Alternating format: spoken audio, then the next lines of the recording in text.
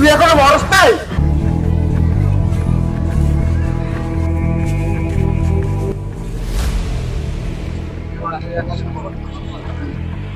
দূর ও, প্রতিদিন স্কুল থেকে বাসায় যেতে ভালো লাগে না, আজকে আমি ঘুরতেই যাবো।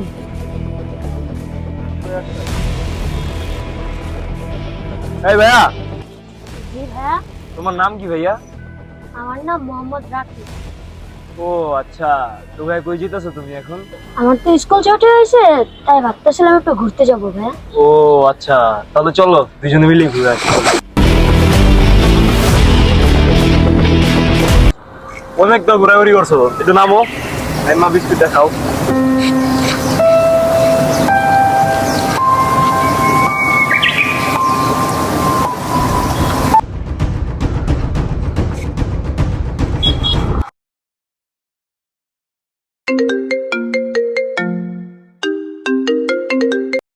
হ্যালো, আসসালামু আলাইকুম। ওয়ালাইকুম আসসালাম। আপনি কে? আপনি আমাকে চিনবেন না, আমি সেই লোক যে আপনার ভাগ্নাকে কিডন্যাপ করেছে। হোয়াট, কি বলছেন? যদি আপনার ভাগ্নাকে বাঁচাতে চান, 3 লাখ টাকা নিয়ে আসুন। আর হ্যাঁ, যদি কোনো ধরনের কোনো ঘটনা করেন তাহলে আপনার ভাইটাকে জীবিত অবস্থায় ফেরত পাবেন। ফোনটা রাখবেন না প্লিজ।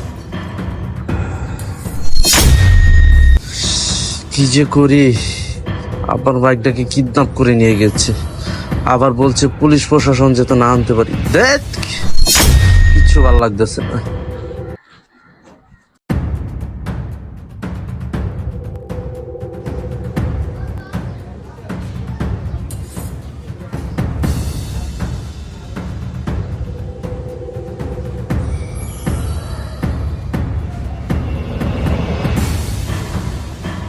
দাঁড়াও।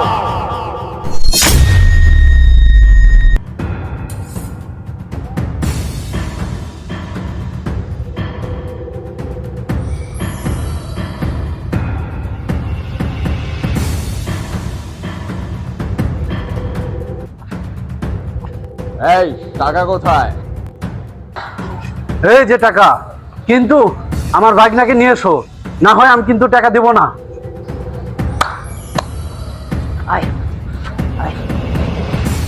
তোমার ভাইটাকে তো নিয়ে আসতে বলছিলে, নিয়ে আসছি।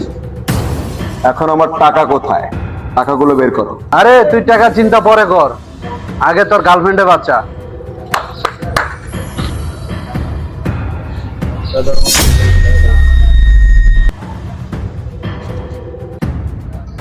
আচ্ছা ঠিক আছে, আগে তুই আমার গার্লফ্রেন্ডে ছাড়, আমি তোর ভাইটাকে ছেড়ে দিতেছি। আগে তুই আমার ভাগনাকে ছাড়, আমি তোর গার্লফ্রেন্ডে ছাড়বো। এই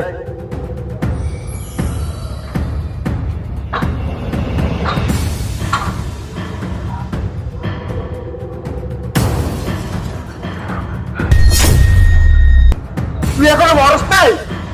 না, আমি এখনো মরি নাই। আমি প্রতিশোধের আগুনে জ্বলছি, তাই তোকে মারতে এসেছি।